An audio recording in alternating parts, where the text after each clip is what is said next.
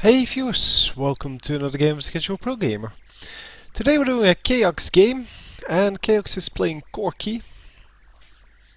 And yeah, we will have to wait a little bit until... Oh, I didn't see that Graves was only at 30% there.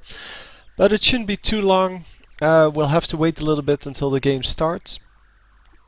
So Chaox apparently the AD carry on TSM. I didn't know that. I knew he was a TSM player, but yeah, well, that's about it. Yeah, they have a Lee Sin jungle versus the enemy having a... Who's going to jungle there? Oh, Gangplank. No. Cannot see the smite, that's why. So Gangplank, jungle. Yeah, that should be okay. I don't think there will be a whole lot of invading going on there.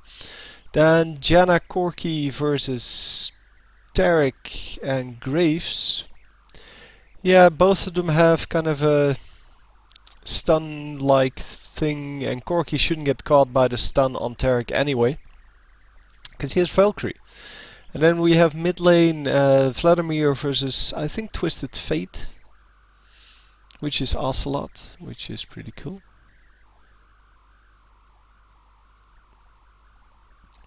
And then top lane was Irelia versus... Oh, that was Irelia versus Vladimir, and it's going to be Anivia versus Twisted Fate.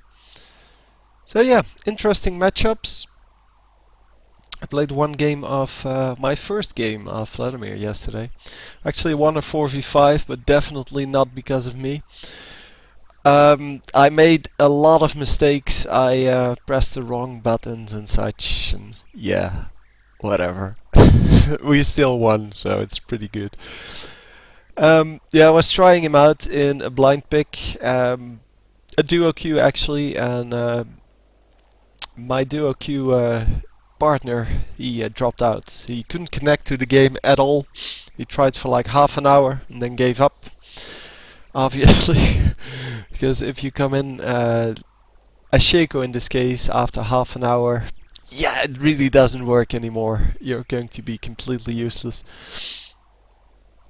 Anyway, yeah, I messed up using my pool a lot in fights because I wanted to use my E, but then accidentally hit my W, and I did that like 3 times, and at least two of those times, the other guy in the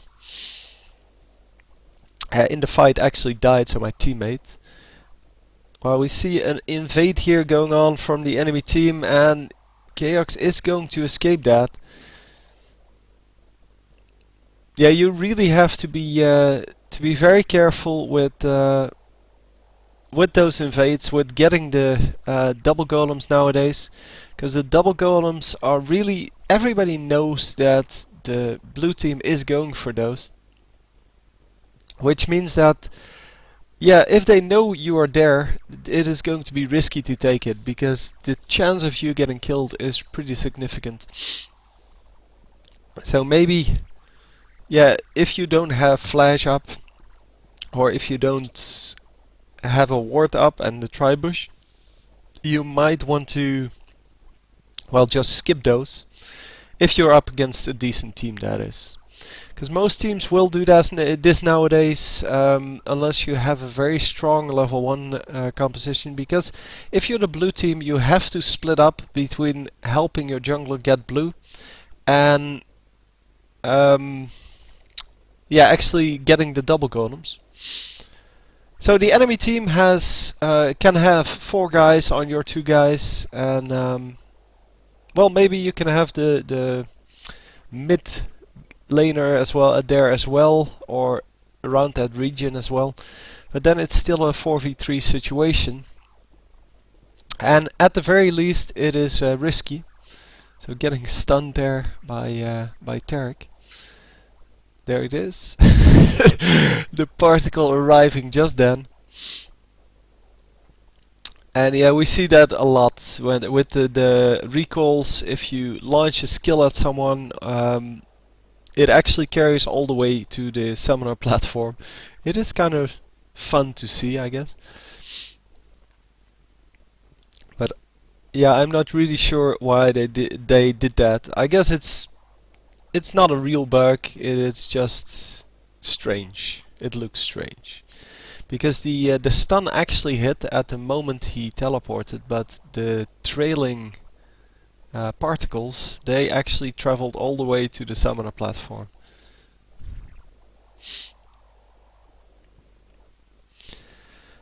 So yeah, the bottom lane is going decently well, seeing that he lost his flash really early on, so he cannot be too aggressive here.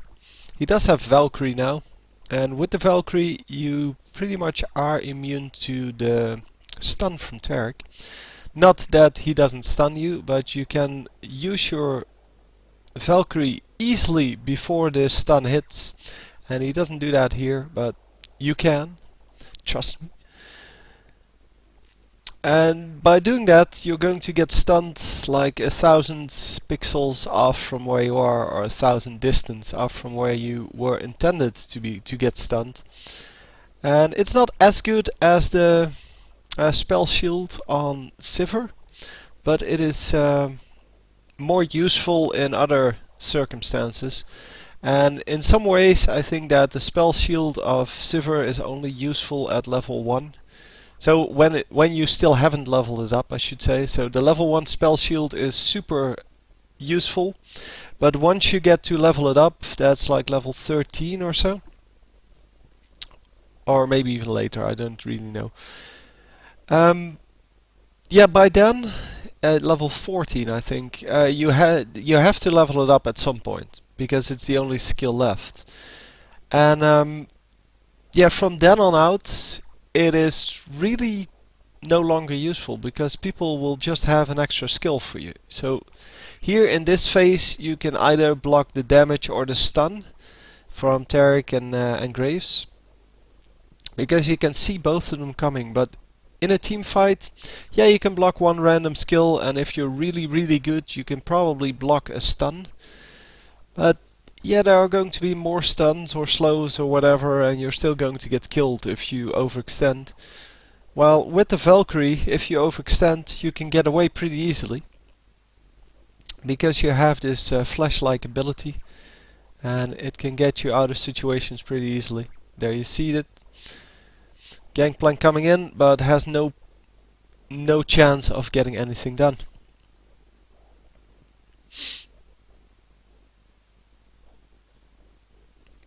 So Gangplank going mid there, but meets the jungler, and Anivia and Lee Sin might actually be able to pick him off.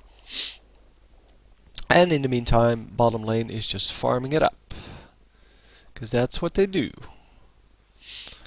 So yeah, I'm not sure about his skill build. Some of the pros will actually just click the skills to show the viewers what they level up. I'm pretty sure there's only one level in Valkyrie. It's not really useful to get more than one level. The other two skills, yeah, I don't really know which one you should go first, because both of them are really useful. The E, I guess, has more of a armor shred in the end game. Well, if you level it up. And the Q has more damage, so I think most people will level up the Q.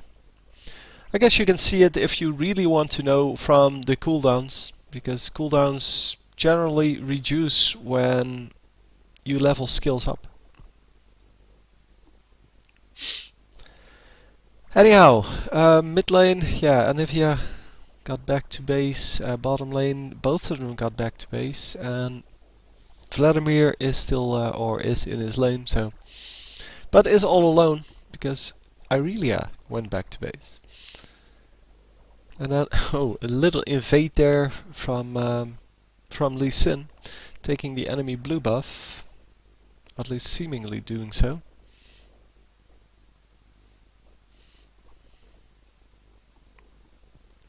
He doesn't have Valkyrie on Smartcast. That is pretty significant, because that will save or take him a little bit of time to then click that.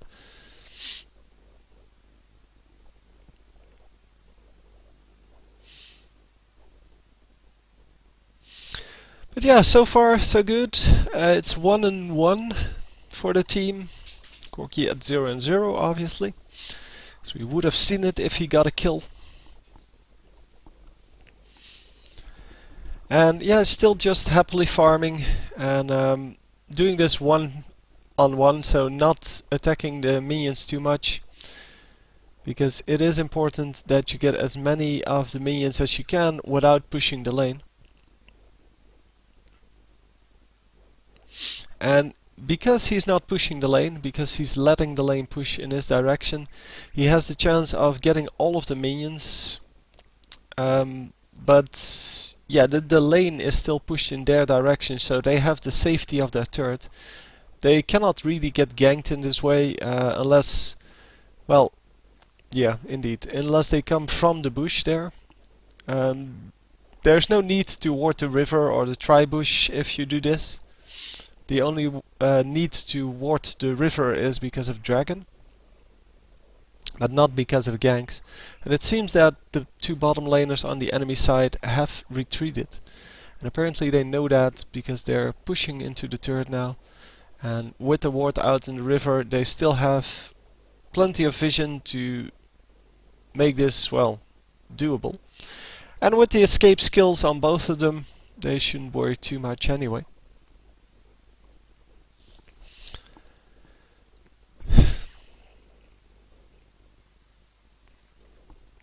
So taking out the double golems here just for some extra XP and extra gold. Because yeah, it does give you a little bit of a little bit of farm, I guess. And they respawn pretty quickly, so you can do it pretty well. And most of the junglers won't come there anyway, because it's too far away. It is pretty long way to go from the raids to there, and they generally don't go all the way up to the double golems on the purple team or all the way down to the double golems on the blue team. Because yeah, most of the fights will happen in the mid lane or around the mid lane, and you have wolves and raids there. So if you can go wolf raids and then gank, and then after the gank you can do wolf and raids again, and then you can gank again. So unless they go they gank bottom lane and then run back into the jungle instead of recalling, they will do the or they will leave the double golems. So yeah, the only way they will do them is if they gank either top or bottom lane and then go back into the jungle. Top or bottom, depending on the team they are in, obviously.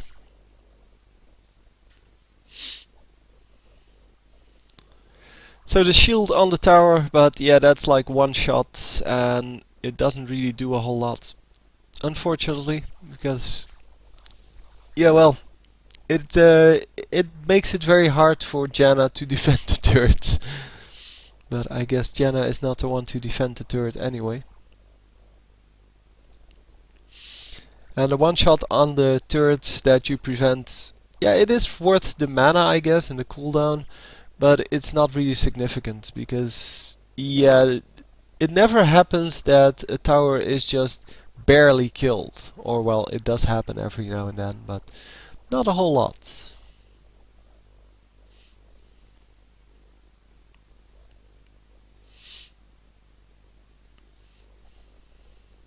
So once again, waiting for the last hits, because he wants the lane to push as much as possible in his direction, not in the enemy direction. And yeah, with the help of Graves, this lane is actually going to push in their direction again. Although the minions are coming up now. And yeah, they stalled the lane, or froze the lane as it's called, in their part of the river, I guess. And wow, Janna all the way on the other side. Don't know what she was doing there. Yeah, it doesn't seem they have any ability to get her there, so she must have flash ulted or something like that. Oh no, she didn't use her ultimate.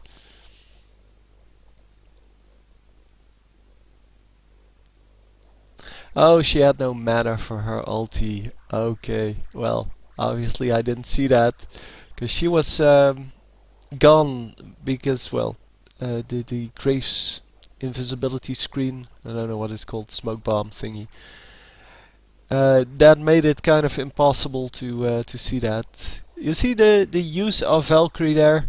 The stun came in, he just Valkyried away, and there's no way that TF can get to him within the length of that stun, and thus, well, TF launched another card, well, the wild cards, but they're easy to dodge, especially if you're far away from them.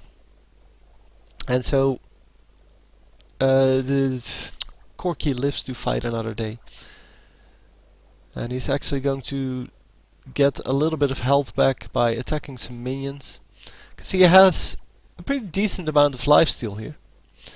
Between the Vampiric Scepter and the two Doran's Blades, that is like, I don't know, 18% total lifesteal. It's pretty significant.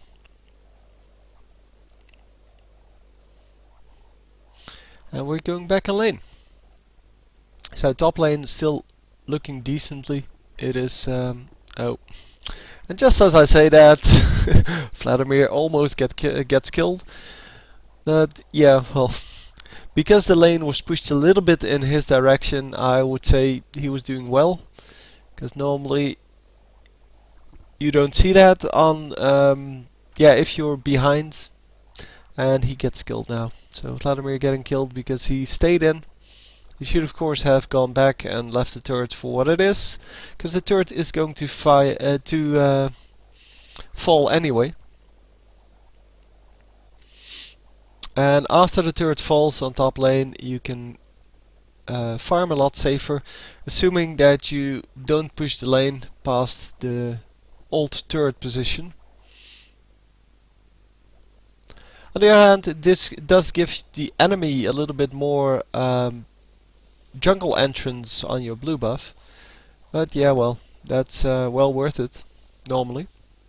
Because normally the top laner cannot really farm anymore on the enemy team if you lose your turret.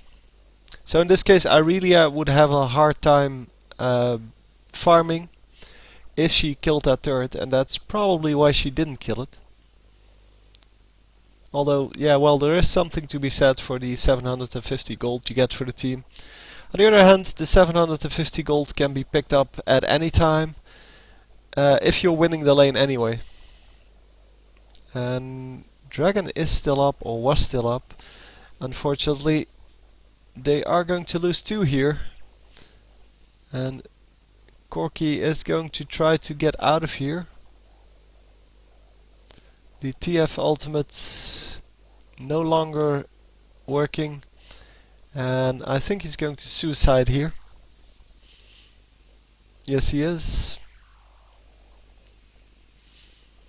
So he picked up a whole minion wave there and then suicided because he was afraid to get hit by anything. I don't know if he knew whether the ultimate on Gangplank was already used, because that was kind of risky.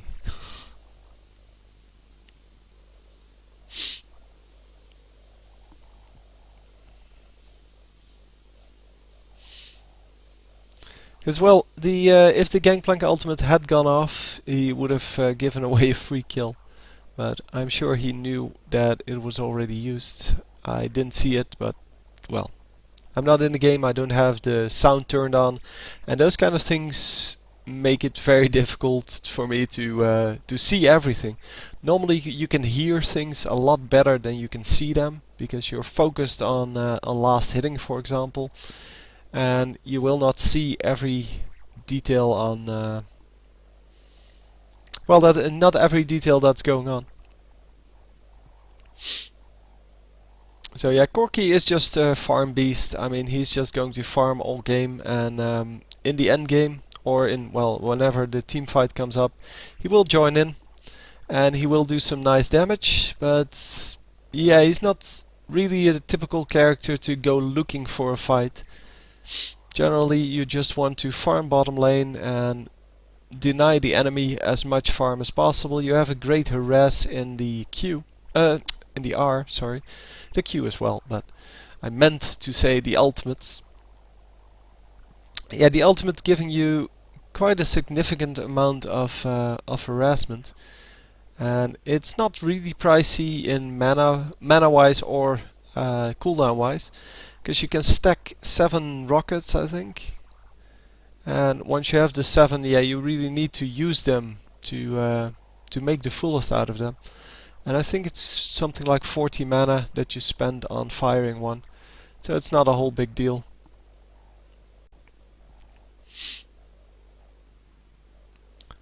And yeah, getting some jungle here. Because, well, the lane is pushed a little bit into the direction of the enemies. Keep in mind that the turret is already down. So the mid of the lane kind of shifts a little bit. It's not safe anymore to farm mid-river. And he has to wait a little bit until this Graves will push the wave. And then once he does, you can pick up all of the last hits anyway.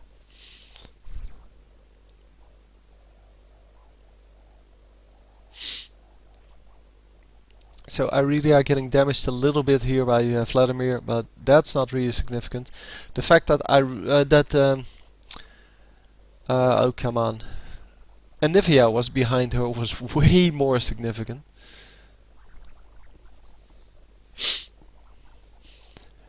Yeah, Anivia picking up that kill is pretty good, because she really needs golds to be effective. She needs levels and items.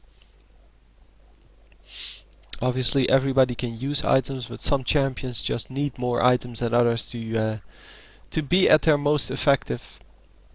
Lee Sin, for example, or Alistar, or people like that, they really don't need items to be very effective, because they have a lot of utility to bring to the table.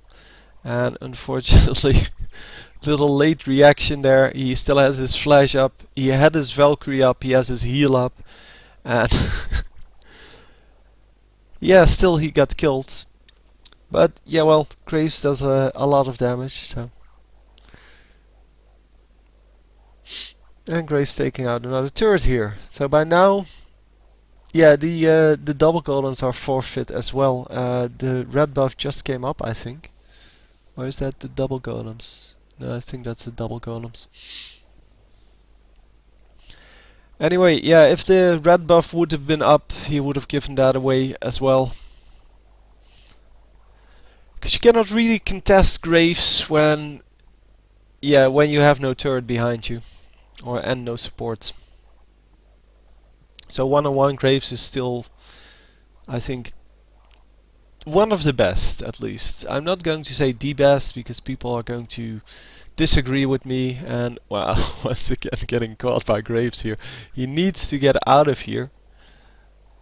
And flash over the wall, yeah, but Graves is going to follow him. Oh, that was really nicely done by his team. Everyone there. And Graves using his flash and still getting killed and not getting the kill. So nicely done. The Gangplank ultimate was used there to prevent Corki retreating, and indeed he didn't retreat, he had to flash over the wall to get away. But I guess that was the plan all along, because his team was there. So nicely done, and yeah, he does now have the opportunity to farm a little bit before Graves is back. And yeah, you could see that Graves was, well, significantly more dangerous than he is. And it is time to take out this turret. So if he can, he will take out this turret, because by now the 750 gold outweighs the significance of the turret. So he's going to let his minions do that, apparently, or he knew that Graves was almost back.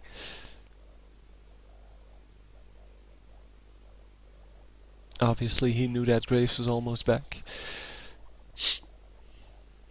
And he doesn't want to get caught again, because that would be the third time.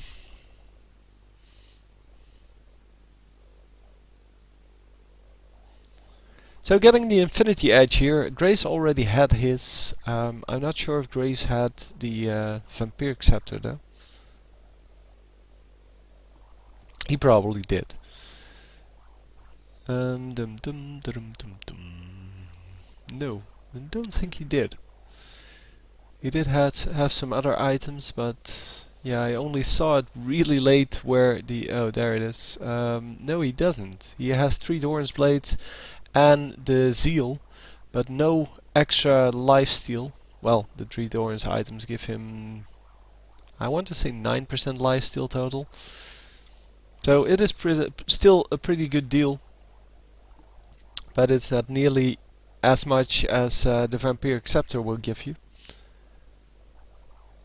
But it does give him some extra damage and some extra HP. Yeah, that's a nice kill on... at least I think that Vladimir got that kill. No, he did not. Wow. So the... I thought that would have been a kill on... oh my god. I get distracted by these plays all the time.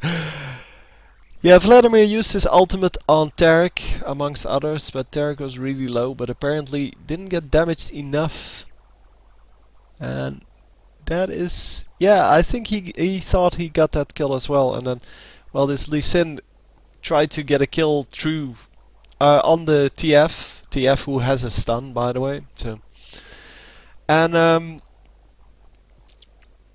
yeah, not only that, he tried to go again across, well, one of the most fed champions in the game here. So yeah, it was pretty obvious that he was going to die there.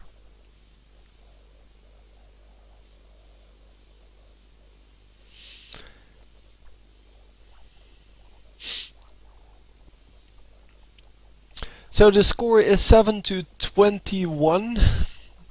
So we can pretty safely say they lost this, and this hasn't been a very exciting game, but at least you got to see a lot of Corki play. A lot of laning play, that is. It seems that Graves is just stronger than Corki here. But on the other hand, yeah, he got killed at least twice in the late game. And yeah, one of those 2 times definitely wasn't needed. On the other hand, he did get to kill Graves once, so...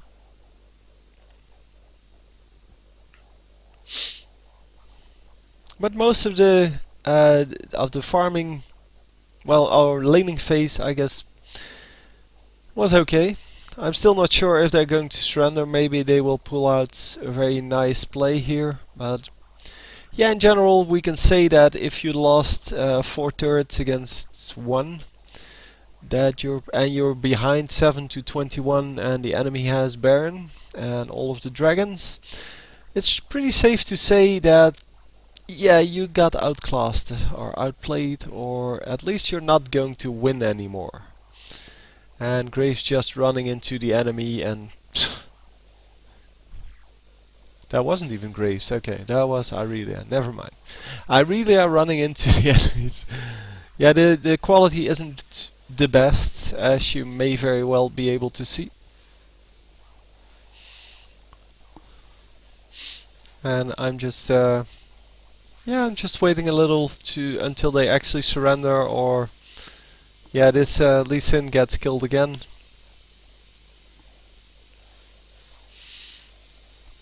Yeah, the ultimate from Corki not really doing enough damage against this team because of the armor buff from Tarek, as well as just the overall tankiness that this team has. I think Gangplank, Irelia, Tarek, that's pretty tanky. So they do get to take out all of these wards. I don't know who had this many wards.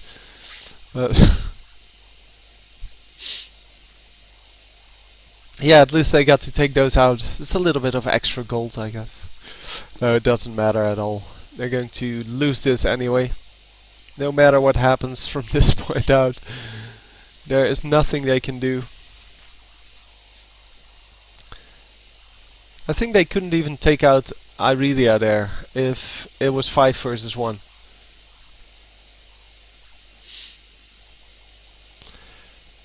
So the enemy not even attacking the Nexus here. They're just playing around with their prey a little. And yeah, now that there's nothing to do, they are going to take down the Nexus and be done with it. So yeah, as I said, not the most spectacular game ever, but I think he played pretty well. He missed a few Valkyries in the laning phase, therefore got damaged quite a bit, but yeah, well, everybody makes mistakes, I guess. And we're just going to move on to the next one. So I hope you enjoyed. I'll see you next time. GG.